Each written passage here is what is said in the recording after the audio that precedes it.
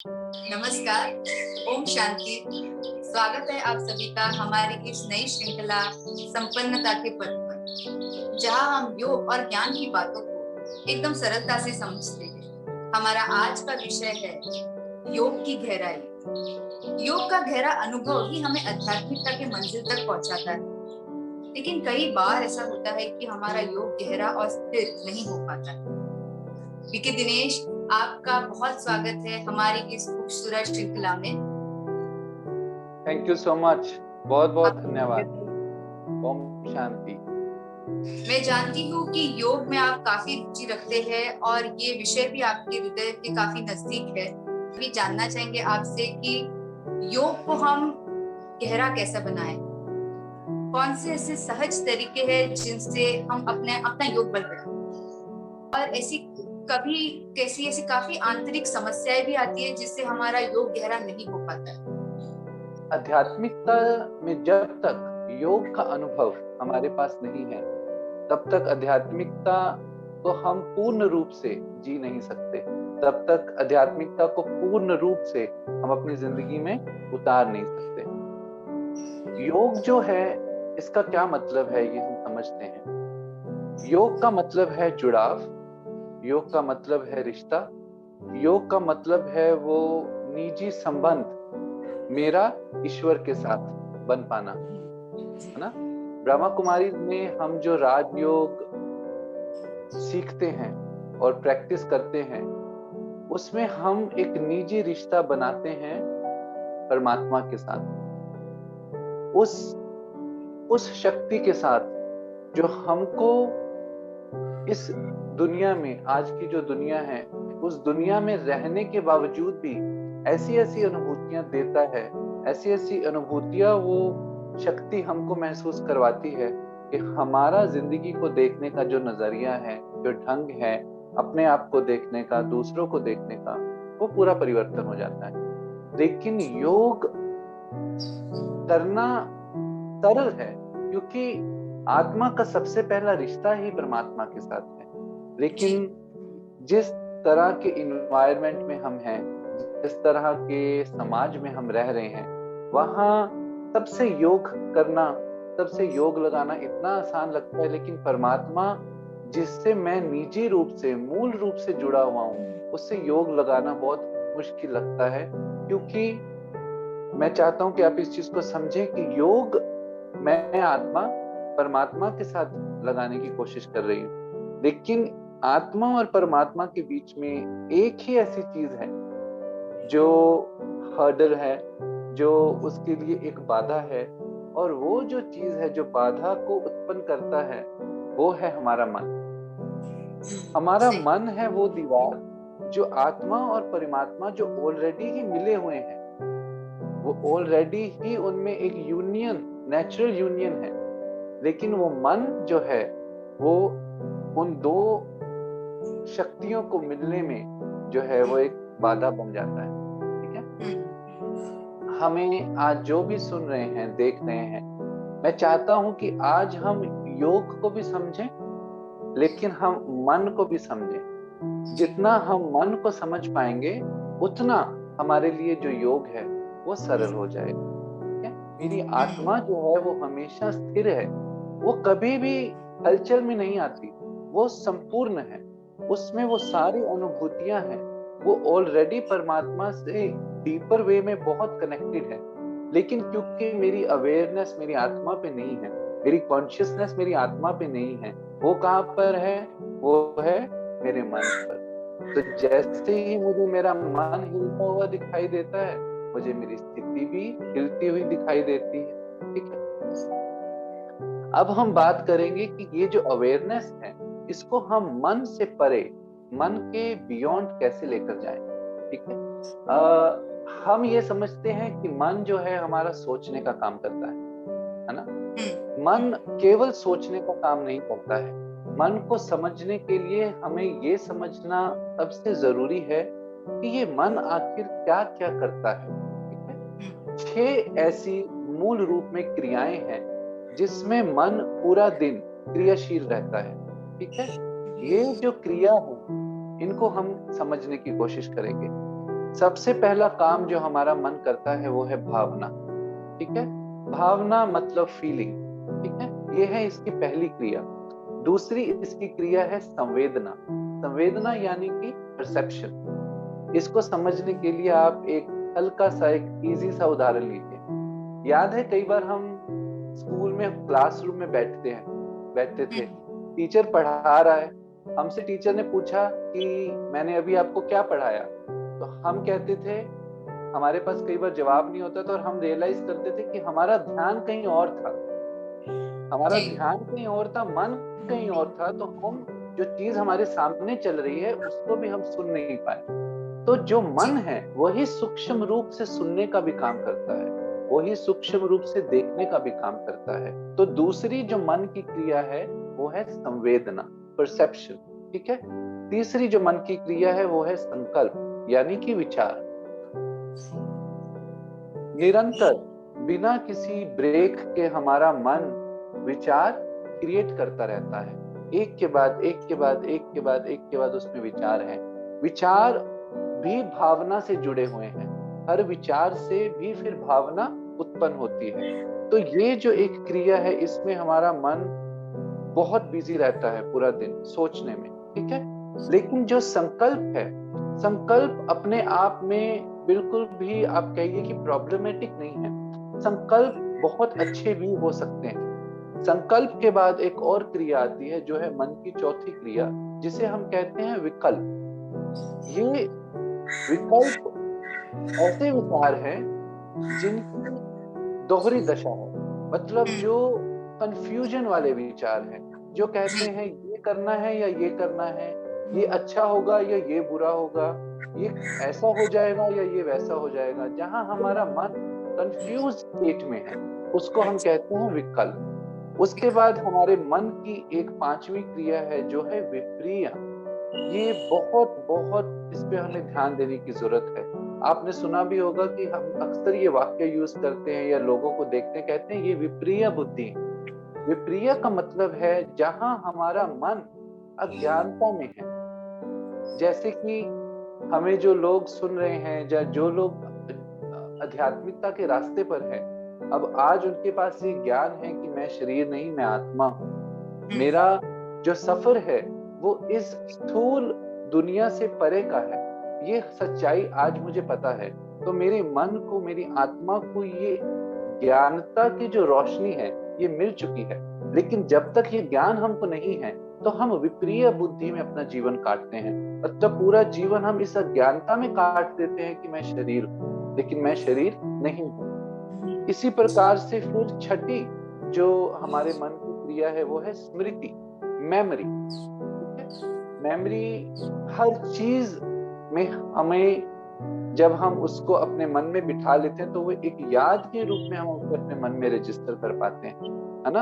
आज हम आप और मैं ये वार्तालाप कर रहे हैं, ये कॉन्वर्सेशन कर रहे हैं, तो ये याद के रूप में मेरे मन में रहेगी। मूल रूप से हम ये समझेंगे कि ये मन की जो 6 क्रियाएं हैं इसमें मन पूरा दिन बिजी है, इसमें मन पूरा दिन क्रियाशील है, ठीक है। इन 6 क्रियाओं को हम किस तरीके से कर रहे हैं, वो 6 क्रियाएं हमारे मन की 5 स्थितियां डिसाइड करती हैं। पहली मन की स्थिति है शिफ्ट। शिफ्ट जो स्थिति है उसमें हमारे मन में विचार हैं, हमारे मन में विषय हैं, हमारे मन में भावनाएं हैं, विकार हैं, लेकिन उनकी जो स्पीड है वो एवरेज है। ना वो बहुत गति में है, ना वो बहुत हमारे कंट्रोल में है। एक एवरेज स्पीड पर हमारे विचार और विषय हमारे मन में चल रहे हैं। इस स्थिति को हम शिफ्ट स्थिति कहते हैं। उसके बाद आती है विक्षिप्त स्थिति। विक्षिप्त स्थिति में जो हमारे विचार और विषय हैं ये थोड़ी फास्ट स्पीड में है। जैसे कि आप कई बार लोगों को देखेंगे जो कहते हैं कि हम योग में बैठते हैं तो हमारा योग के वक्त पे बहुत विचार हमारे मन में आते हैं, ठीक है। इसका मतलब कि उनके मन की इस टाइम पर विक्षिप्त स्थिति है। विक्षिप्त स्थिति वो स्थिति है जहां हम चाहकर भी अपने मन को बहुत फास्ट रूप में कंट्रोल नहीं कर सकते। बहुत टाइम लगता है हमें अपने मन को थोड़ा सा कंट्रोल करने में। उस स्थिति को हम विक्षिप्त स्थिति कहेंगे। तीसरी मन की स्थिति है मूड स्थिति। मूड जो स्थिति है, इसका अर्थ ये है कि मन की जो संवेदनाएं या मन के जो विषय विकार विचार हैं, वो इतने ज्यादा हो जाते हैं कि वो आत्मा के जो निजी गुण है उसको पूरा ओवरटेक कर देते हैं, उसको पूरा कवर कर देते हैं। फॉर लेयर्स बना। एग्जाम्पल, हाँ जी, आप ये सोचिए कि कुछ इंसान जो मर्डर कर देते हैं या किसी के साथ कुछ बहुत घिनौना क्राइम कर देते हैं, है ना? तो उस टाइम क्या होता है कि जो उनकी बुद्धि है, उनका मन है, वो ऐसी मूड स्थिति में है कि आत्मा के जो इतने खूबसूरत निजी गुण है वो बिल्कुल ही जैसे खत्म हो जाते हैं। ठीक है, आगे की जो दो स्थिति हैं, ये स्थितियों को समझ पाना किसी भी योगी के लिए बहुत जरूरी है। चौथे जो मन की स्थिति है वो है एकाग्र स्थिति। एकाग्र स्थिति वो स्थिति है जहां आपने अपने मन को जब चाहा आपने उसको कंट्रोल कर लिया। जब चाहा कि मैं योग में बैठूं तो आपको बस जैसे कि 1 मिनट लगा और आपका पूरा मन एक ही दिशा में, उस परमात्म प्यार की दिशा में बहने लग गया। उसको हम कहेंगे एकाग्र स्थिति। ध्यान बिल्कुल ही शून्य पर आ जाता है। जहां मैं हूं, मैं शरीर हूं, ये भान बिल्कुल रहता ही नहीं। हम परमात्म प्यार में इतना लीन हो जाते हैं कि बिल्कुल शून्य स्थिति, उस बिंदी स्वरूप के साथ हम भी एकदम बिंदी स्वरूप बनकर उसी में बिल्कुल लीन हो जाते हैं। उसे हम निरुद्ध स्थिति कहेंगे। तो जिस तरह की हमारे मन की 6 क्रियाएं पूरा दिन चल रही हैं, उसी प्रकार की हमारी स्थिति बने। पूरा दिन में मैं अपने मन में क्या क्या कर रहा हूँ, मेरे मन की जो ये 6 क्रियाएं हैं, मेरे मन के जो भावनाएं हैं, मेरे मन की जो संवेदनाएं हैं, मेरे मन के जो संकल्प हैं, मेरे मन के जो विकल्प हैं, मेरे मन में जो विप्रिय है, मेरे मन में जो स्मृतियां हैं, ये जो 6 क्रियाएं, मैं जब उनको समझ के उन 6 क्रियाओं को परमात्मा की उस प्यार में, परमात्मा के उस जुड़ाव की तरफ चैनलाइज करूंगा, तब मैं अपने मन को शांत कर पाऊंगा। विचार ये नहीं कि मैं जब योग में हूँ सिर्फ मुझे तभी कॉन्शियस रहना है कि मेरे विचार कैसे हैं।